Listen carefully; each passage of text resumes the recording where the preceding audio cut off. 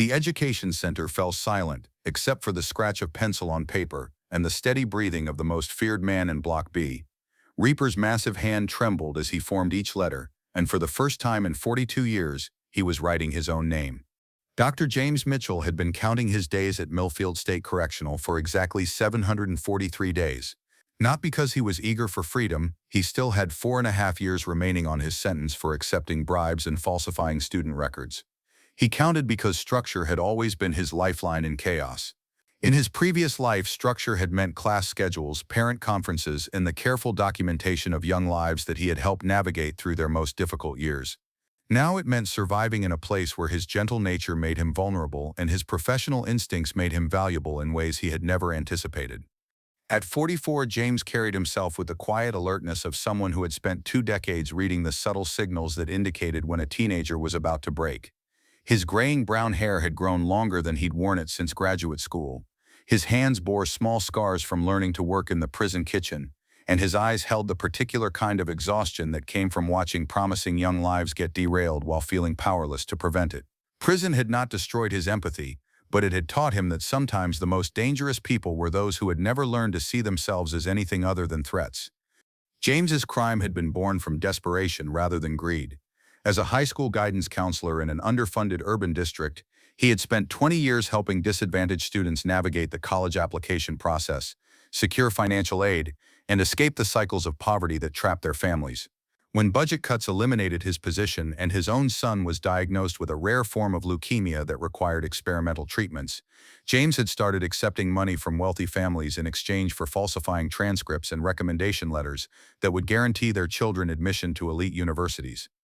The money had paid for treatments that gave his son 2 additional years of life before the cancer finally won, and James had used his remaining time and resources to help dozens of truly deserving students gain access to educational opportunities they never could have afforded otherwise.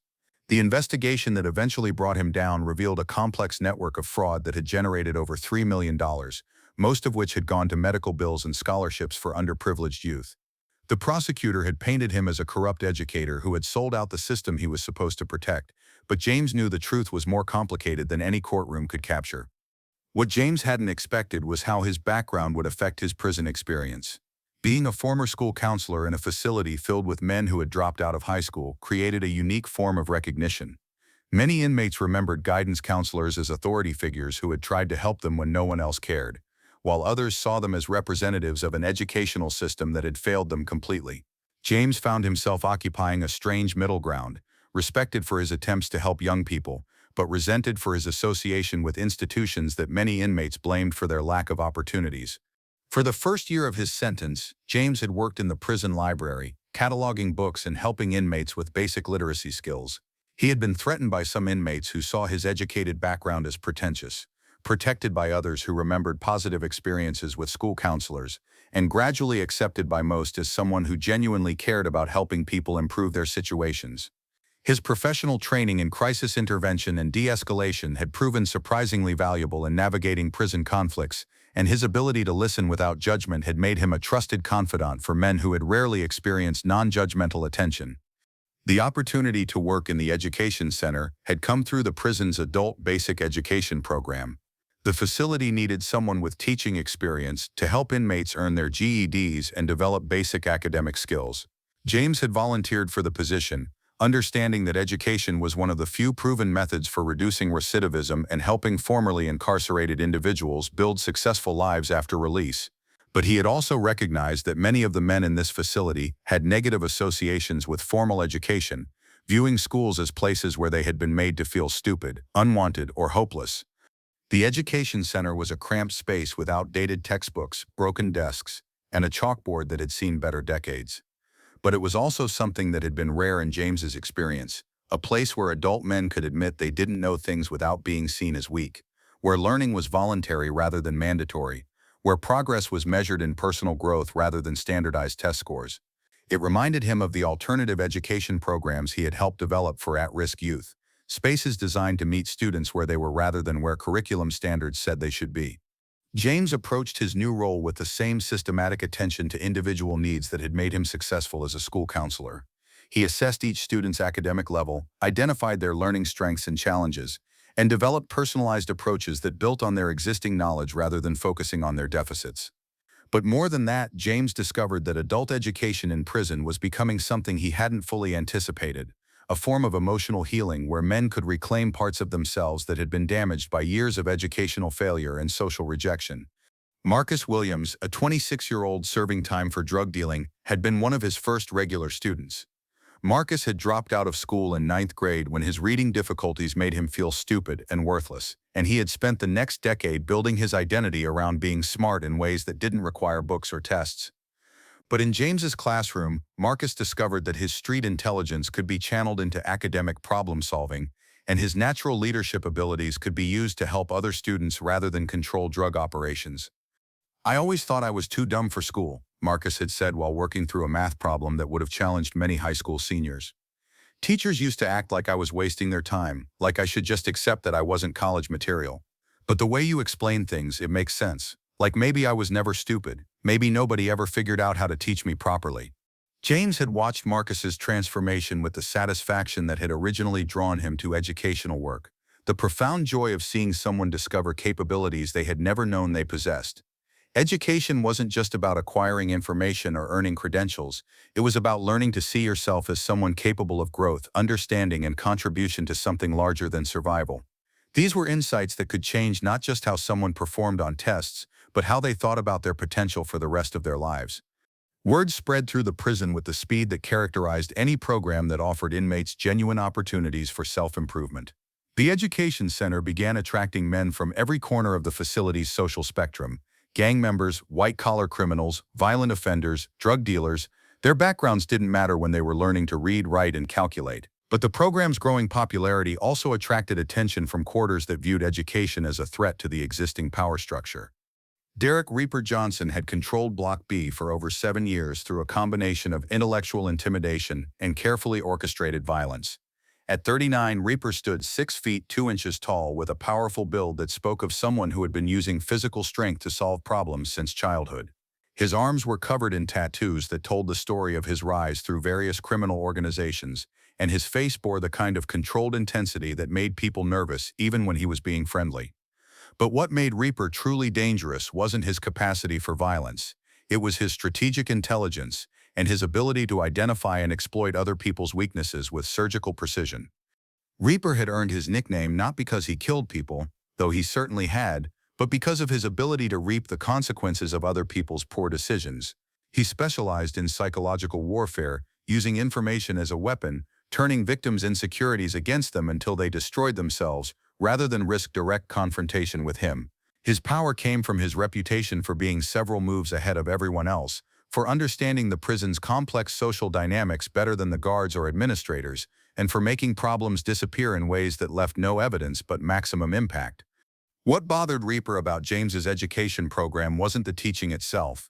It was the way it was changing how men thought about themselves and their futures. Inmates who had previously focused solely on surviving their sentences and maintaining their positions in the prison hierarchy were now talking about college applications, career goals, and building legitimate lives after release. The psychological control that Reaper had spent years building was being undermined by a program that encouraged men to believe they could become more than what their circumstances had made them.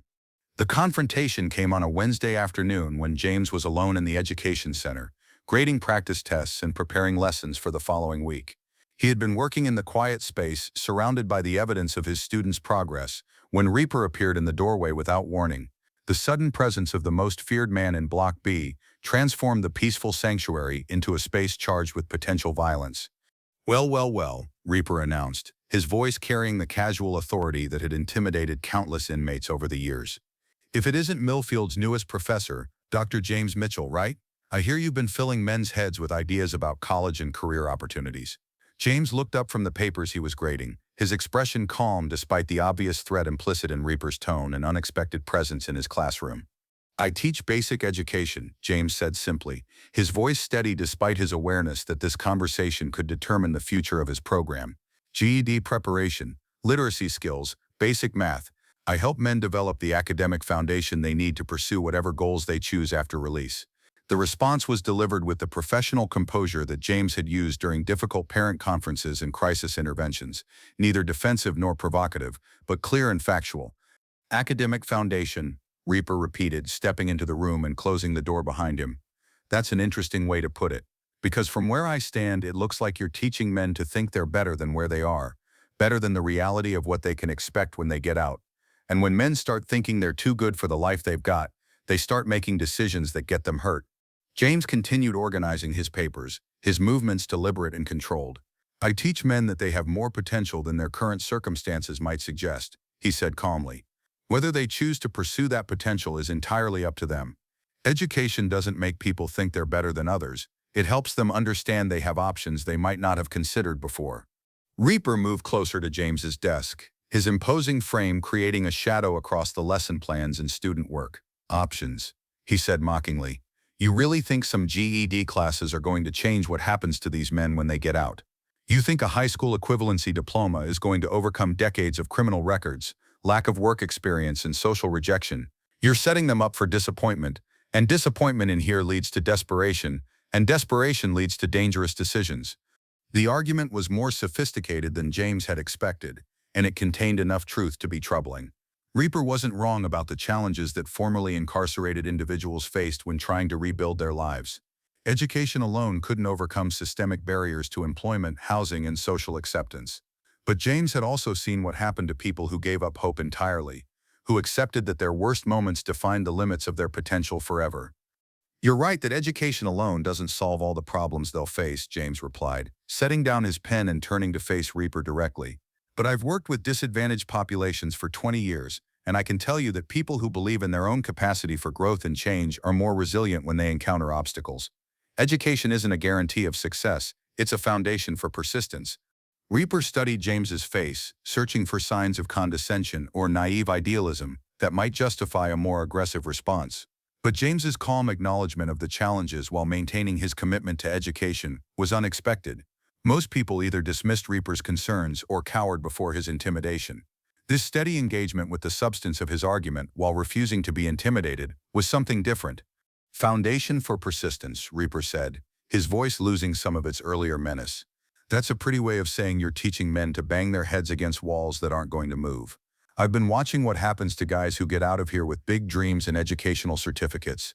Most of them end up right back inside within 2 years, except now they're angry and bitter instead of just resigned. James nodded thoughtfully, recognizing the pain behind Reaper's cynicism. You've seen a lot of men cycle through this system, he said. That must be discouraging. But I'm curious about something. What do you think would help men succeed after release? If education isn't the answer, what is? The question caught Reaper off guard. No one had ever asked him for his analysis of recidivism or his ideas about successful re-entry. The truth was that he had spent years observing the patterns that led to success or failure after release, and he had developed theories about what separated the men who built new lives from those who returned to crime. But he had never been invited to share those observations with someone who might actually listen and respond thoughtfully. Realistic expectations, Reaper said after a moment, his voice more thoughtful than threatening. Men who succeed are the ones who understand what they're up against and plan accordingly. They don't expect society to forgive them or give them chances they don't deserve. They work twice as hard for half the opportunities, and they build networks with people who understand their situation. Education might be part of that, but it's not the magic solution you're selling. James found himself genuinely interested in Reaper's perspective. The man had clearly thought deeply about issues that James cared about passionately, and his analysis contained insights that came from years of observation rather than academic theory. That sounds like valuable knowledge, James said. Have you ever thought about sharing those insights with men who are preparing for release? Your understanding of the real challenges they'll face could help them develop more effective strategies. The suggestion hung in the air like an unexpected bridge between two different approaches to the same problem. Reaper had built his identity around being the ultimate realist, someone who understood harsh truths that others preferred to ignore. But James was suggesting that his hard-earned wisdom could be used to help people rather than just to control them, that his understanding of systemic barriers could be channeled into constructive guidance rather than just cynical warnings. Why would you want to work with me? Reaper asked, his voice smaller than it had been since entering the classroom. You know what I am, what I do to people who cross me. You know I'm dangerous and that most people in here are afraid of me. Why would someone with your background want to partner with someone like me? James was quiet for a moment, understanding that his answer would determine not just the outcome of this confrontation, but potentially the future of every man who might benefit from combining realistic guidance with educational opportunity. Because I think you understand something important about survival that could help men succeed in ways that education alone can't provide, James said finally. And I think maybe I understand something about human potential that could help you see possibilities you might not have considered before. The observation hit Reaper like a revelation. James had seen through years of carefully constructed intimidation to something that Reaper himself had almost forgotten existed, the part of him that genuinely wanted to help people succeed, the part that had learned to be cynical as protection against disappointment, the part that had never stopped believing that some people deserved better than what life had given them, but had lost faith that better was actually possible to achieve. "You don't know anything about me," Reaper said, but his voice was shaking now. "You don't know what I've seen happen to people who believed in themselves too much, who trusted the wrong systems, who thought education and good intentions were enough to overcome the way the world really works." James stepped closer, his expression filled with the kind of patient attention that Reaper hadn't experienced since childhood. "You're right, I don't know your specific experiences," James said gently, "but I recognize wisdom when I see it, and I can tell that you've learned things about survival and success that could benefit every man in this facility. If you want to share that knowledge, I think you might be surprised by how powerful it could be when combined with educational opportunity instead of competing with it." The offer of collaboration instead of competition broke something inside Reaper that had been held together by cynicism and control for over 15 years. Tears began forming in his eyes despite his efforts to maintain his intimidating demeanor. "I don't even know how to read properly," he whispered. "All these years I've been pretending to understand things, memorizing what other people told me, faking my way through documents and contracts and letters. How can I teach anyone anything when I can barely write my own name?" The admission hung in the quiet classroom like a confession that changed everything. James understood now why Reaper had been so threatened by the education program. It wasn't just about losing control over other men, it was about being exposed as someone who lacked the basic skills that others were learning to celebrate. The man who had built his reputation on intellectual superiority was secretly struggling with fundamental literacy that most people took for granted. "Learning to read and write as an adult takes tremendous courage," James said, reaching for a clean sheet of paper and a pencil. "It means admitting that you don't know something that children are expected to master, and it means trusting someone else to guide you through a process that can feel overwhelming. But you're already demonstrating the most important qualities of successful adult learners. You understand what you don't know, and you're willing to be honest about it." James placed the paper and pencil in front of Reaper, whose massive hands looked almost comical, holding the delicate writing instrument. "What's your real name?" James asked gently. Reaper stared at the blank paper like it was a test that could determine his entire future. "Derek," he said quietly. "Derek Johnson. I haven't written it since I was maybe 8 years old in second grade before I stopped going to school regular." "Derek is a strong name," James said, sitting beside Reaper rather than across from him. "Let's start by practicing the letters. D is just a straight line and a curve that comes back to meet it. You can think of it as building something solid and then connecting it to something that flows." He guided Reaper's hand through the motion, showing him how to form each letter with deliberate care rather than rushing through the process. For the next hour, James worked with Reaper on writing his name, treating the 42-year-old gang leader with the same patience and encouragement he had once shown to struggling seventh graders. Reaper's hands, which had been instruments of violence and intimidation for decades, learned to hold a pencil with gentle precision, to form letters with careful attention to shape and spacing, to connect symbols to sounds in ways that created meaning rather than just marking territory. When Reaper finally wrote Derek Johnson in legible letters across the top of the page, he stared at his name like he was seeing proof of his own existence for the first time.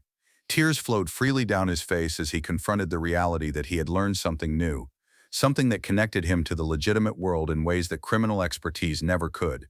"I did that," he said, his voice filled with wonder. "That's my name and I wrote it myself." James smiled, recognizing the profound significance of Reaper's first successful attempt at writing his own identity. "Yes, you did. And this is just the beginning. Writing your name is the foundation for everything else. Signing documents, writing letters, keeping records, telling your own story in your own words. You've just taken the first step toward literacy, which means you've taken the first step toward having complete control over your own narrative." Over the following weeks, an extraordinary transformation began to take place in the education center. Reaper didn't abandon his position as a leader in Block B, but he started using his influence to encourage other men to participate in educational programs. Instead of viewing learning as weakness, he began promoting it as strategic intelligence gathering, as preparation for success rather than admission of failure. His presence in the classroom gave other inmates permission to admit their own educational gaps without fear of appearing vulnerable to predators. Most remarkably, Reaper became one of James's most dedicated students, approaching literacy with the same systematic intensity he had once brought to criminal enterprises. He studied phonics like military strategy, practiced handwriting with the discipline of physical training, and attacked reading comprehension exercises like puzzles that needed to be solved through careful analysis and persistence. His progress was rapid and dramatic, fueled by years of suppressed intellectual curiosity and the revelation that learning was a form of power rather than weakness. But Reaper's most significant breakthrough came when James suggested that he try writing a letter to someone important in his life. "I don't really have anyone to write to," Reaper had said initially. "Most of my family gave up on me years ago, and I don't think anyone wants to hear from me." But James encouraged him to think about relationships that might benefit from honest communication, connections that might be rebuilt through the vulnerable act of reaching out and writing. Reaper eventually decided to write to his younger sister, who had cut off contact with him after his third arrest over a decade earlier. The process of composing the letter took him weeks, as he struggled not just with the mechanics of writing, but with the emotional challenge of expressing regret, responsibility, and hope in words that he had never learned to speak aloud. James helped him work through draft after draft, teaching him not just grammar and spelling, but the art of honest self-expression. The letter that Reaper finally sent was simple but powerful. "Dear Maria, I know I have no right to write to you after all these years and all the pain I caused our family. I am learning to read and write properly for the first time in my life, and the first thing I wanted to do with this new skill was tell you that I am sorry and that I love you. I understand if you don't want to respond, but I needed you to know that I am trying to become the brother you deserve to have all along. Your brother, Derek." When Maria's response arrived 3 weeks later, Reaper was able to read it himself, slowly, carefully, but independently. "Derek," she had written, "I never stopped loving you or hoping that someday you would find your way back to the person I remembered from when we were children. I am proud of you for learning to write, and I am proud of you for having the courage to reach out. I would like very much to hear from you again. Your sister, Maria." Reaper's transformation from illiterate gang leader to passionate advocate for adult education became legendary throughout the prison system. He began co-teaching classes with James, sharing his insights about the practical challenges of life after incarceration while demonstrating that learning was never too late to begin. His willingness to admit his educational gaps and work to overcome them gave other inmates permission to acknowledge their own needs without shame or fear of ridicule. 6 months after their first confrontation, Reaper approached James with a proposal that would have been unthinkable when they first met. "I want to start a program for guys who are getting out," he said. "Something that combines the education you're teaching with the real-world knowledge I've learned about surviving on the outside. Not just GED prep, but practical life skills, how to handle job interviews when you have a criminal record, how to find housing when landlords don't want to rent to ex-cons, how to deal with parole officers and social services and all the systems that are supposed to help but usually just make things harder."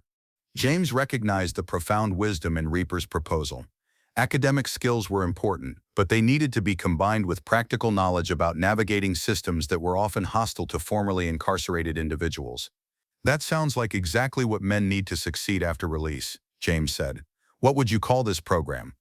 "Real World Ready," Reaper replied without hesitation. "Because that's what we're trying to create. Men who understand both the possibilities and the obstacles they're going to face, who have both the education and the street smarts they need to build legitimate lives. Men who are prepared for the real world instead of just dreaming about a fantasy world that doesn't exist." The Real World Ready program became Reaper's passion project and redemption story. He interviewed dozens of formerly incarcerated men about their experiences after release, documenting what worked and what didn't, identifying patterns that led to success or failure.